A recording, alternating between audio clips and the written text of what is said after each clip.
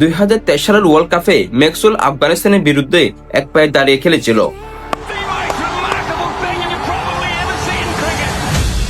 সে ভালোভাবে দাঁড়াতেও পারতেছিল না, তারপরেও সে তার ডাবল সেঞ্চুরি পূর্ণ করেছিল।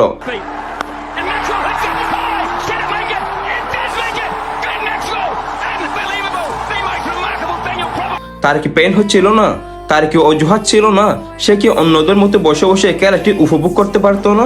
এপ্রিল 2012 সালে ইউবরাজ সিং এর ক্যান্সার ধরা পড়ে। ডাক্তাররা অনেক মানা করেছিল না খেলতে, তার সত্ত্বেও মাত্র 5 মাসের মধ্যে সে মাঠের মধ্যে কামব্যাক করে। কেন করেছিল এই কামব্যাকটি? কেন করেছিল? সে কি পারতো না ভালোভাবে সুস্থ হয়ে মাঠে কামব্যাক করতে? 2016 সালে বিরাট কোহলির হাতে 8টি সেলাই পড়েছিল পাঞ্জাবের বিপক্ষে আরসিবি এর ম্যাচে। ডাক্তার এবং কোচ বলেছিল এই ম্যাচটি না খেললেও চলবে, পরবর্তী ম্যাচ থেকে খেলা যাবে। তারপরেও বিরাট কোহলি খেলেছিল এবং নিজের সেঞ্চুরি পূর্ণ করেছিল। সে কি পারতো না অজুহাত দেখাতে? সে কি পারতো না বসে বসে খেলাটি এনজয় করতে? অজুহাত সবারই থাকে, যাদের অজুহাত থাকা সত্ত্বেও নিজের সবকিছু দিয়ে চেষ্টা করে যায়, তারাই পুরো দুনিয়া জয় করতে পারে।